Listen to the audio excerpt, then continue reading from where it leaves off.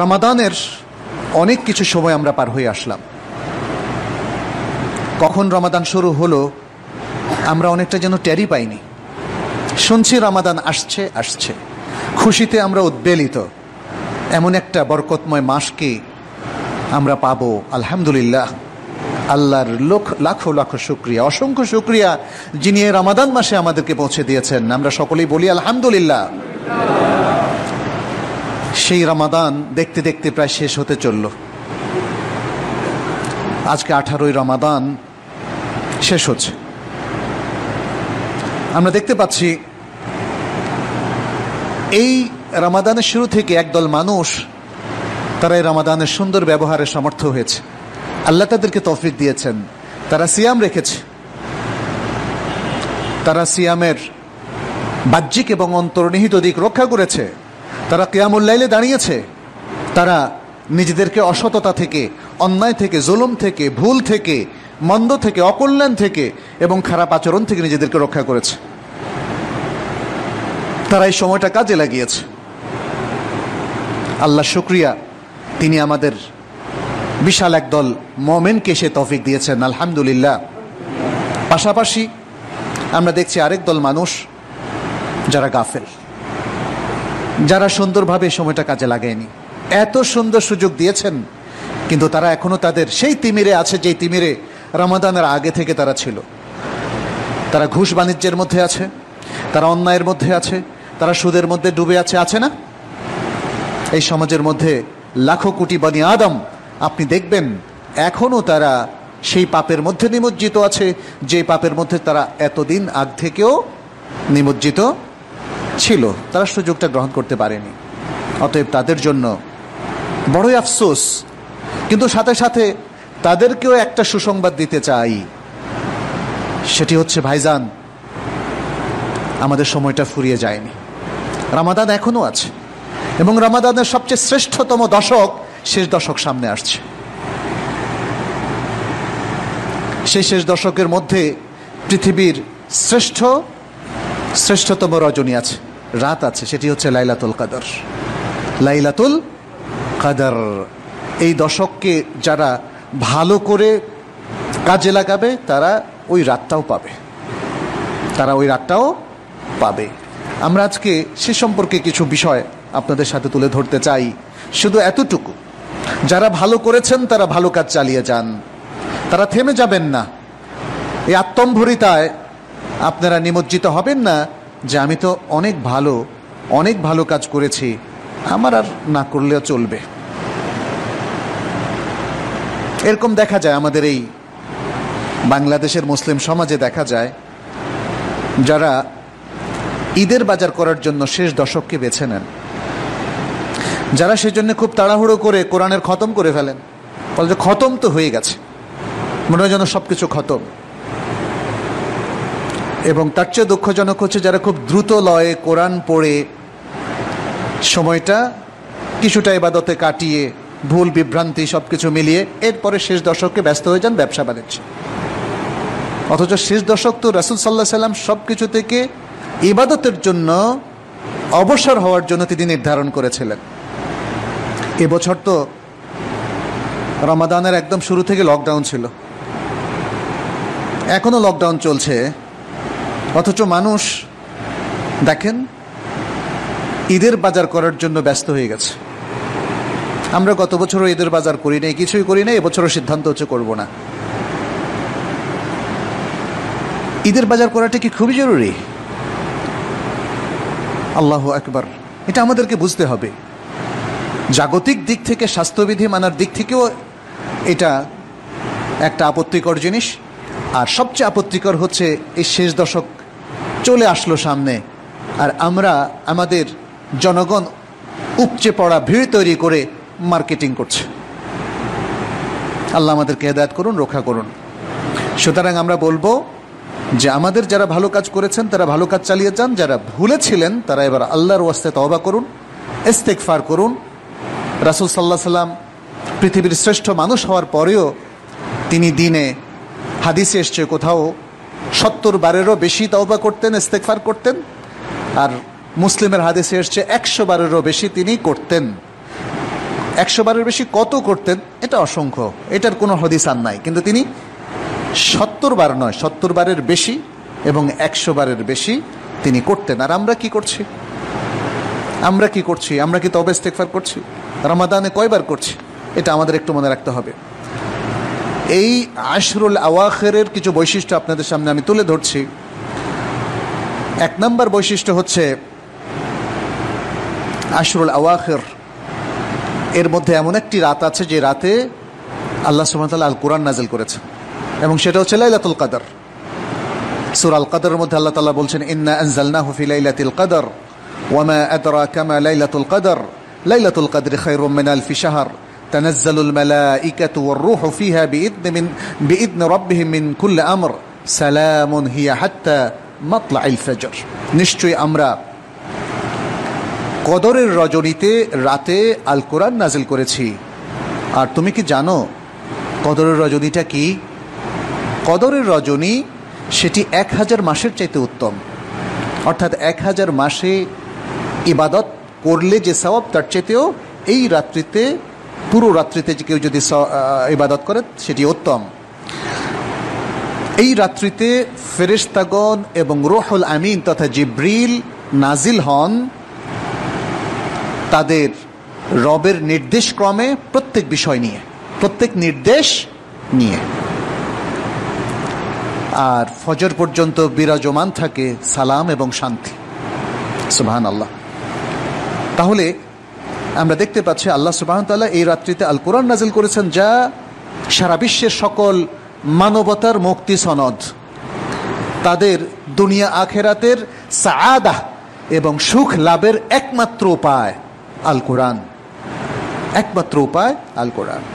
দ্বিতীয় ফজিলা হচ্ছে আল্লাহ সুবহানাহু ওয়া তাআলা এই রাত্রে প্রত্যেক নির্দেশ তিনি এই রাত্রে বাস্তবায়ন করেন, যেটি সূরা দুখানের মধ্যে আমরা জানি, ফিহা ইউফরাকু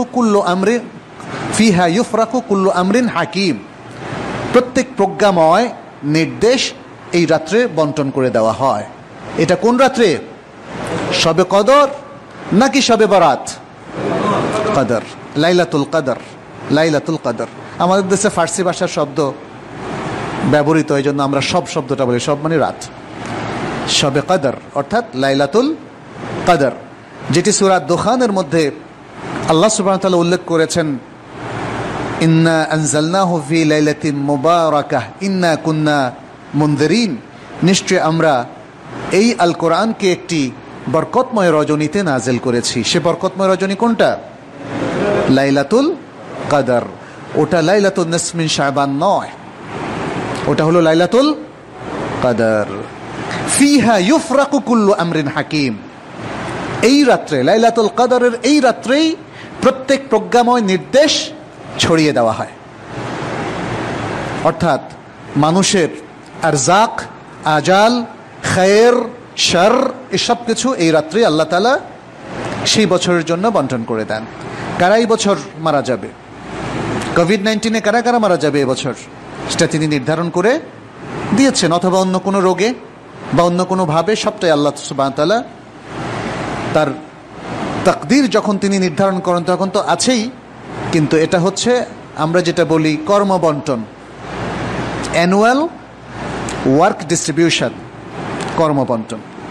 এবং তার প্রত্যেকের কি রিজেক সে পাবে, আর চেষ্টা করার পরেও কি রিজেক সে পাবে না, সব কিছু এই রাত্রে আল্লাহ তাআলা বন্টন করেন। তৃতীয় যে ফাজিলা, সেটি হচ্ছে এই রাত্র যে অত্যন্ত মর্যাদা সম্পন্ন, সেটি বোঝা যায় আল্লাহ তাআলার প্রশ্ন থেকে, ওয়ামা আদরাকা মা লাইলাতুল কদর, ওয়ামা আদরাকা মা লাইলাতুল কদর। তোমরা কি জানো যে লাইলাতুল কদর কি? এটা হচ্ছে এটার বিশালত্ব, বড়ত্ব, মহত্ব বোঝানোর জন্য। চতুর্থ যে ফাজিলা, সেটি হচ্ছে এই রজনীটা বরকতময়। সূরা দুখানের আয়াত থেকে সেটা বোঝা যায়, ইন্না আনজালনাহু ফি লাইলাতিন মুবারাকাহ, বরকতময় রজনী। তাহলে এই রাত্রিটা হলো বরকতময়। সুবহানাল্লাহ, কত বিশাল নিয়ামত আল্লাহ দিয়েছেন, কিন্তু মুসলিমরা শিক্ষার দিক থেকে পিছিয়ে। এই রাত্রির ওয়াজ সে বহু শুনে কিন্তু কাজ হয় না। এর মূল কারণটা কি জানেন? শিক্ষায় ইসলাম নাই। এই রাত্রিকে সেই সবচেয়ে বেশি কাজে লাগায় যে সবচেয়ে ভালো মুসলিম, যার বিশ্বাস এবং ঈমান সবচেয়ে শক্তিশালী, যে সবচেয়ে বেশি জ্ঞান রাখে। জ্ঞান আমাদেরকে কাজ করতে উদ্বুদ্ধ করে, আর অজ্ঞতা আমাদেরকে গাফিল করে দেয়। এই বাংলাদেশে লক্ষ লক্ষ কোটি কোটি বনি আদম আছে যারা জানে যে লাইলাতুল কদর ভালো, বাট লাইলাতুল কদর হারালে কি হারালো সে সম্পর্কে ভালো ধারণা নাই। বহু লোককে দেখবেন আপনার আত্মীয় স্বজনের মধ্যে রাত্র ঘুমিয়ে কাটিয়ে দেয় কিসের আশরুল আওয়াখির। বাংলাদেশে আশরুল আওয়াখিরের প্রতি সত্যিকারের সতর্কতা, সচেতনতা এখনো তৈরি হয়নি। মানুষ এখনো রমাদানের 27 রাত্রিকেই লাইলাতুল কদর হিসাবে নির্ধারণ করে ফেলেছে, এর আগে পরে সে ইবাদত করে না। এরপর আরেকটি ফজিলত হচ্ছে কি, লাইলাতুল কদর 1000 মাসের চেয়ে উত্তম। 1000 মাসের চেয়ে উত্তম মানে হচ্ছে আসলে ইবাদতের দিক থেকে। 1000 মাস ইবাদত করলে, আল্লাহর বন্দেগি করলে যে সওয়াবটা পাবেন, এই রাত্রিতে আল্লাহর ইবাদত করলে তার চেয়ে বেশি সওয়াব পাবেন। ষষ্ঠ যে জিনিসটা আমরা দেখতে পাচ্ছি, এই রাত্রিতে আল্লাহর পক্ষ থেকে আল্লাহর নির্দেশে কারা নামেন? ফেরেশতারা নামেন। এবং জিব্রিল কোনো ব্যক্তির কাছে আসেন না, আল্লাহর নির্দেশে তিনি এই জমিনে আসেন। কারণ কোনো ব্যক্তির কাছে আসা রাসূল সাল্লাল্লাহু আলাইহি ওয়াসাল্লামের সাথে শেষ, আর তিনি ওহী নিয়ে আসবেন না। কিন্তু এই রাত্রের যে মাহাত্ম্য আমরা দেখতে পাচ্ছি, যে অনেক ফেরেশতা এবং জিব্রিল আল্লাহর নির্দেশ ক্রমে আসেন এবং তারা আল্লাহর ডিক্রি নিয়ে আসেন। আল্লাহর পক্ষ থেকে নির্দেশ নিয়েই তারা নাজিল হন, শুধু দেখভাল করার জন্য না, সে ঘোষণাটা এখানে আছে। সপ্তম যেটা, সেটি হচ্ছে এই রাত্রিতে শুধু শান্তি আর শান্তি। কেউ কেউ কনফিউশনে আছেন যে এই রাত্রিটা সারা বিশ্বময় কি এক রাত্রি কিনা, নাকি ওই ঈদের মতোই 2 রাত্রি, তাই না? কেউ ঈদ পালন করে একদিন, আবার কেউ আরেক দিন। এই ব্যাপারে আমরা বক্তব্য দিয়েছি, ইসলামের মূল স্ট্যান্ডটা কি সেটা নিয়ে আজকের আলোচনা করব না। তবে লাইলাতুল কদরের একদিনে হতে কোনো অসুবিধা নেই, একই রাত্র। ঈদ পালন তো এটা পালনীয় একটা বিষয়। লাইলাতুল কদর রাসূল সাল্লাল্লাহু আলাইহি ওয়াসাল্লাম কি অস্পষ্ট রেখেছেন না? তিনি কি বলে দিয়েছেন এটা 27 তারিখ? যদি 27 তারিখ বলে দিতেন তাহলে ঈদের মতো ব্যাপার হতো, কিন্তু লাইলাতুল কদরের মধ্যে ঈদের মতো কোনো ব্যাপার নেই। আপনি আপনার শেষ দশককে ইহয়া করবেন, আপনি আপনার শেষ দশককে কাজে লাগাবেন ইনশাআল্লাহ। এর মধ্যে যেটা লাইলাতুল কদর হয়, আলহামদুলিল্লাহ। এখন রমাদানের 26 বা 27 তারিখ দেখা যাচ্ছে কোথাও সেটা 26, কোথাও সেটা 27, সেটা আমাদের গণনার কারণে। কিন্তু আল্লাহর সিস্টেমে কি কোনো ব্যত্যয় আছে? মানুষ কিভাবে পরিপালন করবে একটা দিন? রোজা একদিনে শুরু করবে নাকি 2 অঞ্চলে 2 ভাবে? এই সুযোগ ইসলামে আছে, এই সুযোগ ইসলামে আছে বলেই 1400 বছর ধরেই সেরকম ওলামায়ে কেরাম করছেন। যদিও সম্ভব হলে একই দিনেও করা যায়, কিন্তু সেজন্য সিদ্ধান্ত আসতে হবে। কি আসতে হবে? সিদ্ধান্ত আসতে হবে। সিদ্ধান্ত আসার আগে আপনি এককভাবে নিজের ইচ্ছামতো ফাতোয়া দিয়ে একটা সামাজিক নির্দেশকে ব্যক্তিগত নির্দেশে পরিণত করবেন, সেটা হবে না। এটাই শেখ সালেহ বিন উসাইমিন সহ আরও প্রাজ্ঞবিজ্ঞ ওলামায়ে কেরাম বলেছেন যে সামাজিক ইবাদতগুলোর ক্ষেত্রে 2-3টা মত যদি থাকে, সেটা সামষ্টিকভাবে সিদ্ধান্ত নিয়ে একটা মতের উপর আমল করবে এক জনপদের লোকেরা। এটা হচ্ছে ঈদের ব্যাপারে। কিন্তু আমাদের যে লাইলাতুল কদর, এটা নিয়ে কিন্তু কোনো সমস্যা নেই। মানুষ শুধু তর্ক বাড়ানোর জন্য সমস্যাগুলো তৈরি করে আর বলে তাহলে কি লাইলাতুল কদরও 2 রাত্রে?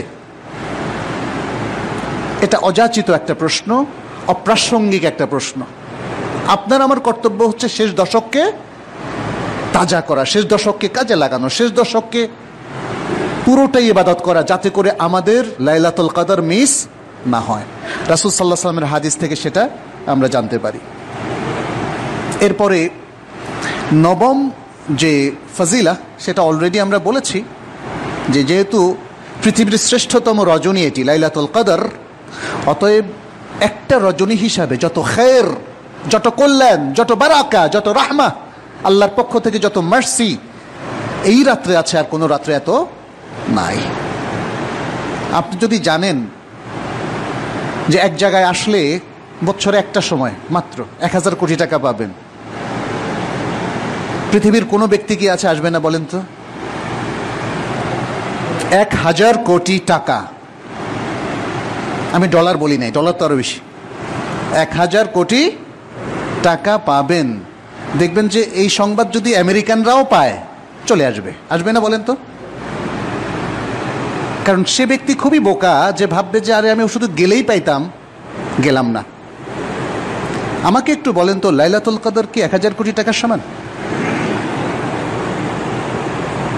আরো অনেক বেশি না? আরো অনেক বেশি। তাহলে আমাদের বুদ্ধিটা কোথায় রাখছি আমরা? কেন এই ভালো সময়টাকে কাজে লাগাচ্ছি না? যেহেতু লাগাচ্ছি না, সেহেতু আমাদের কিছু সমস্যা তৈরি হচ্ছে। কি? আমরা আল্লাহর রহমতের প্রত্যাশী খুব বেশি না, আল্লাহর বরকতের প্রত্যাশী খুব বেশি না, ফলে আল্লাহর রহমত বরকত আমাদের উপর খুব বেশি আসছেও না। এবং আমাদের বিশাল সংখ্যক মানুষ আল্লাহর রহমত এবং বরকত বেদাতি পন্থায় তারা চাচ্ছে, ঠিক না? বেদাতি পন্থা চাচ্ছে। খুবই দুর্ভাগ্যজনক ব্যাপার এটা, যে আল্লাহ যেভাবে দিতে রাজি হয়েছেন আপনি সেভাবে নিতে রাজি না, আর আল্লাহ তার রাসূল সাল্লাল্লাহু আলাইহি ওয়াসাল্লাম যেভাবে বলেছেন যে এটা কোনো মতেই কার্যকর হবে না, আপনি সেভাবে জোর করে নিতে যাচ্ছেন। ইন্না লিল্লাহি ওয়া ইন্না ইলাইহি রাজিউন। খুবই দুর্ভাগ্যজনক একটি বিষয় এটা। সুতরাং আসুন আমরা দিশায় ফিরি, আমরা আসলে সুযোগটা গ্রহণ করি। পৃথিবীর কোনো কল্যাণ দিয়ে আপনার পারলৌকিক কল্যাণকে মাপতে পারবেন না। আমাদের প্রত্যেকটা ইভেন্ট, ইবাদতের প্রত্যেকটা ইভেন্টের সওয়াব এই পৃথিবীর যে কোনো কিছু, পুরো পৃথিবীর চাইতে মূল্যবান। সুবহানাল্লাহ। রাসূল সাল্লাল্লাহু আলাইহি ওয়াসাল্লাম দেখেন, জাস্ট একটা উদাহরণ, তিনি বলেছেন চাশতের 2 রাকাত সালাত পৃথিবী এবং পৃথিবীর মধ্যে যত সম্পদ আছে তার চেয়ে উত্তম। চাশতের 2 রাকাত সালাত, লাইলাতুল কদর কি চাশতের 2 রাকাত সালাত চেয়ে উত্তম না? আল্লাহু আকবার। তাহলে 1000 কোটি টাকা কোথায়? যত সামান্য না? আল্লাহু আকবার। আল্লাহ আমাদেরকে বোঝার তৌফিক দান করুন। এই রাতের আরেকটা ফজিলত হচ্ছে, এই রাত্রে একটা পুরো সূরা নাজিল হয়েছে, সূরা আল কদর, পুরোটাই লাইলাতুল কদর নাজিল হয়েছে। লাইলাতুল কদর পাওয়ার জন্য আমাদেরকে বিশেষভাবে এই শেষ দশককে উপহার হিসাবে দেওয়া হয়েছে। উপহার, এটাকে উপহার বলছি। লাইলাতুল কদর পাওয়ার জন্য 10 দিন ইবাদত করবেন। আচ্ছা, যেদিন লাইলাতুল কদর পেলেন সেদিন তো লাইলাতুল কদর ফজিলত পেলেন, সওয়াব পেলেন, আর বাকি 9 দিন যে আপনি ইবাদত করলেন সেটা কি বৃথা যাবে? ইয়া সালাম, ইয়া সালাম। সেটার একটা কানা করিও বৃথা যাবে না, একটা কানা করিও বৃথা যাবে না। সুবহানাল্লাহ। This is the beauty of Islam. ইসলাম একটা কাজ করতে গিয়ে আরো 10টা কাজ যদি করা হয়ে যায়, এরকম ইনস্ট্রাকশন আমাদেরকে দেয়, তাহলে আপনার সবগুলোই কিন্তু আল্লাহর কাছে গ্রহণযোগ্য হবে, আল্লাহর কাছে গ্রহণযোগ্য হবে। আল্লাহ দেখেন এর সাথে অনেক কিছু রিলেটেড, এমনকি সাইকোলজি, আমাদের যে মুসলিমদের মনস্তত্ত্বের সাথে জড়িত। আপনি একটা রাতকে পাওয়ার জন্য 10টা রাত থাকলেন, তাহলে এরপরে আপনার জন্য সালাত সহজ হয়ে যাবে, আপনার জন্য কোরআন পড়া সহজ হয়ে যাবে, আপনার জন্য আল্লাহকে পাওয়ার জন্য যে কোনো ত্যাগ সহজ হয়ে যাবে। অবলীলায় কোটি কোটি টাকার ঘুষের অফার আপনি রিজেক্ট করতে পারবেন, পারবেন না? কারণ আপনার ভেতরের যে অন্তরটা সেটা আল্লাহকেই চায়, সেটা শুধু আল্লাহকেই চায়। এই পৃথিবীর জৌলুস চায় না। এই পৃথিবীর জৌলুস আপনাকে তরক করে যেতে হবে, ছেড়ে যেতে হবে। এই যে প্যান্ডেমিকের মৃত্যুর মিছিল আপনারা দেখছেন, পৃথিবীর প্রতাপশালী মানুষরা মারা যাচ্ছে, কি নিয়ে যাচ্ছে সাথে? কি নিয়ে যাচ্ছে সাথে? সম্পদ, ক্ষমতা, পোশাক আশাক, বাড়ি, স্পেশাল গাড়ি, ব্যাংক ব্যালেন্স, কিছুই তারা নিতে পারছে না। আমার প্রিয় ভাইয়েরা, কিছুই যাবে না, যাবে শুধু আপনার আমল। অতএব ইসলামের ফর্মুলাতে আসেন। ইসলাম আমাদেরকে সেই সিস্টেম শেখাচ্ছে, সেই ফর্মুলা শেখাচ্ছে, যাতে করে আমরা সাথে নিয়ে যাওয়ার অনেক কিছু আমরা করে দেখাতে পারি, করতে পারি, নিয়ে যাওয়ার মতো আমরা প্রস্তুতি নিতে পারি। এটা একটা মনস্তাত্ত্বিক বিষয় আমি বলেছি, কারণ 10টা দিন এক্সক্লুসিভ ইবাদতের মধ্য দিয়ে আপনি আল্লাহর জন্য হয়ে যাবেন। আপনি আল্লাহর জন্য হয়ে যাবেন। এটা একটা বড় ব্যাপার, এটা একটা বড় ব্যাপার। কারোর সাথে কারো যখন সম্পর্ক হয়, একদিনে হয়ে যায়, অল্প কিছুতেই বন্ধুত্ব হয়। অথবা আজকালকার ছেলেমেয়েরা তো অল্পক্ষণে প্রেম ইত্যাদি করে ফেলে, সেগুলো এক দৃষ্টিতে হয়ে যায়, এক সেশনে হয়ে যায়। অবশ্য এখন যেহেতু মানুষের মধ্যে কোনো ভ্যালুজ নাই, তারা শরিয়া লঙ্ঘন করে এবং একের পর একে অবৈধ প্রণয়গুলো তারা করতেই থাকে। সেটা আমাদের আলোচ্য বিষয় নয়। আমরা শুধু বলতে চাচ্ছি যে গুরুত্বপূর্ণ রিলেশনশিপ বিল্ড আপ করার বিষয়টা অল্প সময়ই হওয়া সম্ভব। তাহলে 10 দিন তো অনেক বড় প্যাকেজ। এটা এক্সক্লুসিভ ইবাদতের একটা প্যাকেজ। যদি কাজে লাগানো যায় তাহলে আপনার আমার জীবন ধন্য হয়ে যাবে ইনশাআল্লাহ। আমরা আল্লাহর নৈকট্য অর্জন করতে পারবো, আল্লাহর প্রিয় বান্দাদের মধ্যে অন্তর্ভুক্ত হতে পারবো। এখানে আমরা দেখি যে রাসূল সাল্লাল্লাহু আলাইহি ওয়াসাল্লাম এই 10 দিনের এই প্যাকেজের জন্য স্পেশাল প্রস্তুতি নিতেন। সেটি আমরা বুখারী মুসলিমের হাদিসে দেখি। আয়েশা রাদিয়াল্লাহু তাআলা আনহা বলছেন, কানা সাল্লাল্লাহু আলাইহি ওয়াসাল্লাম ইযা দাখালা আল আশরু আহইয়া আল-লাইলা ওয়া আইকাযা আহলা ওয়া জাদ্দা ওয়া শাদ্দা আল-মি'জার। বুখারী মুসলিমের হাদিস যে যখন রমাদানের শেষ দশকে এসে যেত, তখন নবী সাল্লাল্লাহু আলাইহি ওয়াসাল্লাম রাত্রকে পুনরুজ্জীবিত করতেন, রিভাইভ করতেন। তার মানে কি? ইবাদত দিয়ে, যিকির দিয়ে, কোরআনের তেলাওয়াত দিয়ে, দান খয়রাত সাদাকা দিয়ে, যত ভালো ভালো কাজ এই রাত্রিতে করা সম্ভব রাসূল সাল্লাল্লাহু আলাইহি ওয়াসাল্লাম সেটা করেছিলেন। এমনকি তিনি রমাদানের প্রতি রাত্রে, অর্থাৎ শেষ দশকে সেটা বহমান ছিল, চলমান ছিল, জিব্রিলের সাথে বসে কোরআন শুনতেন এবং শোনাতেন। এরপরে বলছেন কি? ওয়া আইকাযা আহলাহু, পরিবার পরিজনকে জাগাতেন। আমরা বলি থাক ঘুমাক, ছোট বাচ্চা, ওয়াইফ সারাদিন কাজ করেছে। আরে ভাই, টাকার যদি ফর্মুলা থাকতো সে আলী বাবার মতো গুহাতে গিয়ে টাকা, তাহলে তো বউ সহই যাইতেন। ইবাদতের ক্ষেত্রে ক্ষান্ত দেওয়া কেন? সবাই মিলে রাসূল সাল্লাল্লাহু আলাইহি ওয়াসাল্লাম সেই সুন্নাহটা এখানে দেখালেন। ওয়া আইকাযা আহলাহু, আহল বলতে কি একজন ওয়াইফ? আয়েশা, সন্তান কিংবা অন্যরা এর মধ্যে অন্তর্ভুক্ত না? রাসূল সাল্লাল্লাহু আলাইহি ওয়াসাল্লামের আহলুল বাইত কারা? তার স্ত্রী, তার মেয়েরা, তার সন্তানরা সবাই এর মধ্যে গণ্য। তার আহলের মধ্যে হাউস হোল্ডে যারা আছেন তারা সবাই তার আহল। তিনি তাদের সবাইকে জাগাতেন। ওয়াজাদ্দা, এবং তিনি খুব সিরিয়াস ছিলেন। সিরিয়াস, ঘুম ভাঙা আড়মড় করে বা সালাত পড়ে ফেললেন এরকম ঘুমায়া ঘুমায়া, এটা না। হি ওয়াজ সিরিয়াস। তিনি খুব সিরিয়াস ছিলেন। জাদ্দা মানে হচ্ছে আসলে বিল জেদ, সিরিয়াসলি এই কাজগুলো সম্পন্ন করতেন। মানে তার প্রত্যেকটা কাজ, তার নিজের ইবাদত, তার আহলো আয়ালকে তার সাথে এঙ্গেজ করা এবং একসাথে ইবাদত করা, সবটার ব্যাপারে তিনি সিরিয়াস ছিলেন। ওয়াশাদ্দাল মি'জার, এটা একটা কেনায়া, অর্থ হচ্ছে তিনি এই রাত্রগুলোতে স্বামী স্ত্রীর মেলামেশাকে পরিত্যাগ করতেন এবং ইবাদতে এক্সক্লুসিভলি তিনি নিয়োজিত হয়ে যেতেন।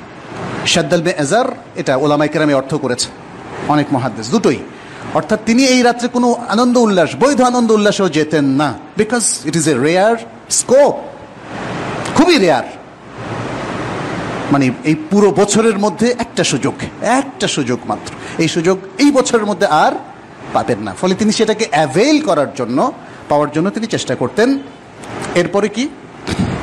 আরেকটা হাদিস আমরা দেখি, আয়েশা রাদিয়াল্লাহু তাআলা আনহা থেকে সহিহ মুসলিমের মধ্যে তিনি বলেছেন, কানা রাসূলুল্লাহ সাল্লাল্লাহু আলাইহি ওয়াসাল্লাম ইয়াজতাহিদু ফিল আশরিল আওয়াখির মা লা ইয়াজতাহিদু ফি গায়রিহি।